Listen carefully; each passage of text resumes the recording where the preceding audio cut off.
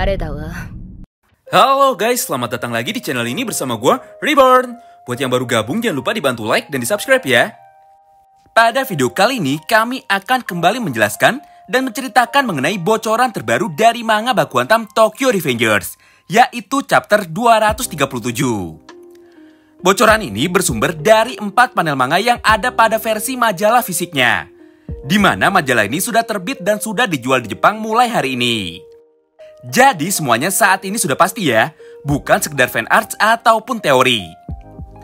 Oh iya, sekali lagi Oji-san ingatkan, jika video ini hanyalah bocoran saja, bukan chapter resminya.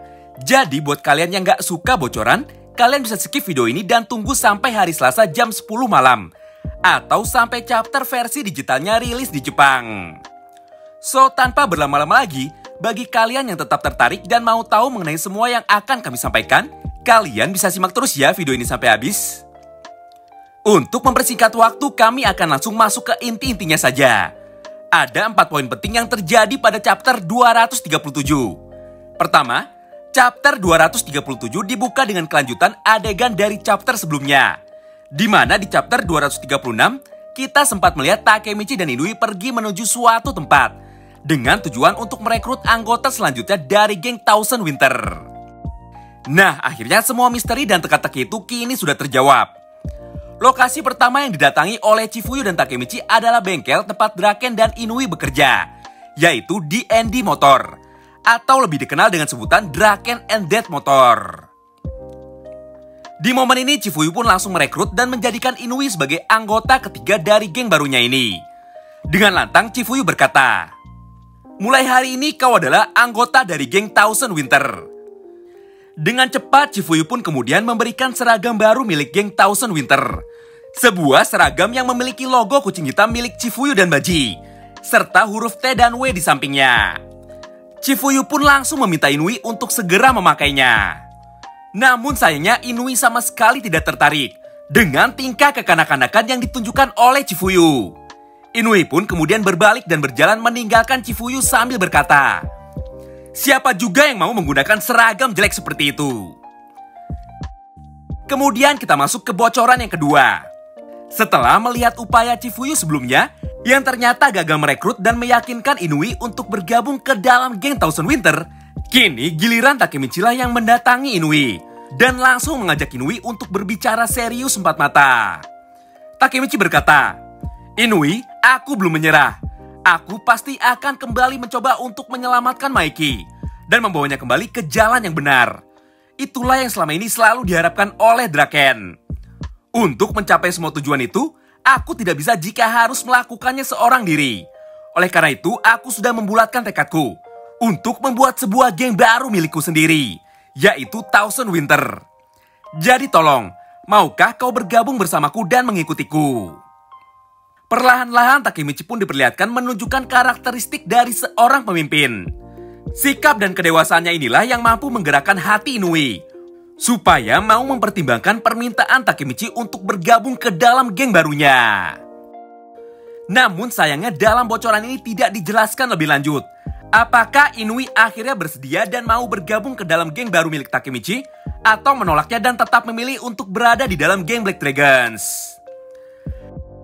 Selanjutnya kita masuk ke bocoran yang ketiga. Member ketiga atau member selanjutnya yang dipilih oleh Takemichi dan Chifuyu adalah Hakai Shiba. Oji-san sendiri kurang paham, kenapa harus Hakai duluan yang dipilih di antara karakter lainnya. Padahal masih ada Paehyan, Pachin, Mitsuya, serta Senju dan kawan-kawannya. Di antara kesemua petarung kuat tersebut, Hakai-lah orang ketiga yang dipilih oleh Takemichi. Entah ada panel yang terlewat, atau memang hanya Hakai dan Inui saja yang direkrut pada chapter 237 ini. Yang jelas menurut kami ini adalah sebuah pilihan yang kurang tepat. Kenapa? Karena Hakai saat ini masih sekolah. Berbeda dengan Chifuyu yang sudah tahu mengenai semua kisah dan perjalanan yang dilalui oleh Takemichi. Ditambah Chifuyu sendirilah yang memang sudah berniat untuk bergabung dan membantu Takemichi sejak awal. Bahkan Chifuyu sudah menyiapkan nama geng untuk Takemichi dan seragam geng milik Thousand Winter. Kondisi Hakai justru sebaliknya. Hakai tidak tahu apa-apa mengenai kemampuan melintasi waktu milik Takemichi. Harusnya Takemichi mempertimbangkan nilai moral dalam merekrut anggotanya. Dan harusnya mereka yang sudah dewasa lah yang lebih dulu direkrut oleh Takemichi. Ingat, pertempuran akhir nanti adalah pertempuran hidup dan mati.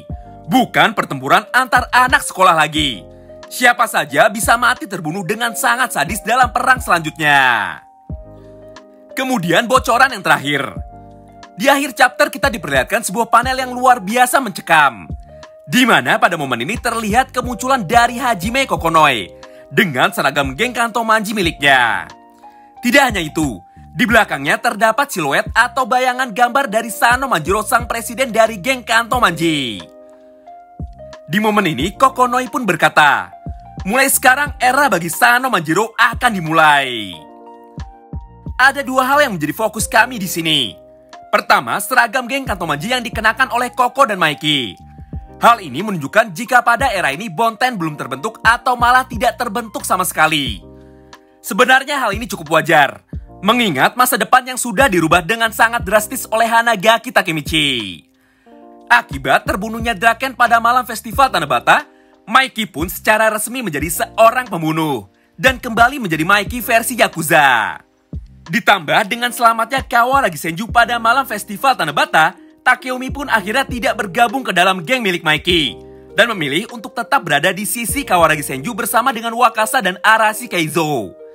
Jika Akashi Takeomi tidak bergabung ke dalam geng Kantomanji, maka Bonten tidak akan pernah terbentuk dan Maiki tetap akan menggunakan nama geng Kantomanji sebagai nama geng barunya. Kedua, raut wajah Maiki dan juga Hajime Kokonoi yang sudah sangat berubah. Khususnya Maiki. Di panel ini terlihat wajah Maiki yang penuh dengan ekspresi. Raut wajahnya dan senyum sinisnya cukup menggambarkan jika saat ini Maiki sama sekali tidak memiliki penyesalan apapun, walaupun dirinya telah membunuh Terano Minami pada perang sebelumnya. Selain keempat halaman tersebut, tentu saja banyak banget yang tidak Oji-san sampaikan pada video ini.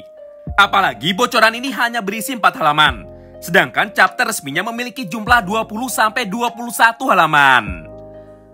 Jadi, jika ingin tahu versi lengkap dan versi terjemahan aslinya, kita masih tetap harus menunggu sampai chapter resminya terbit di Selasa malam nanti. Atau paling cepat, menunggu bocoran versi lengkapnya yang akan terbit pada hari Selasa pagi. Terima kasih banyak yang sudah simak video ini sampai habis ya. Sampai jumpa lagi di video selanjutnya. Bye-bye.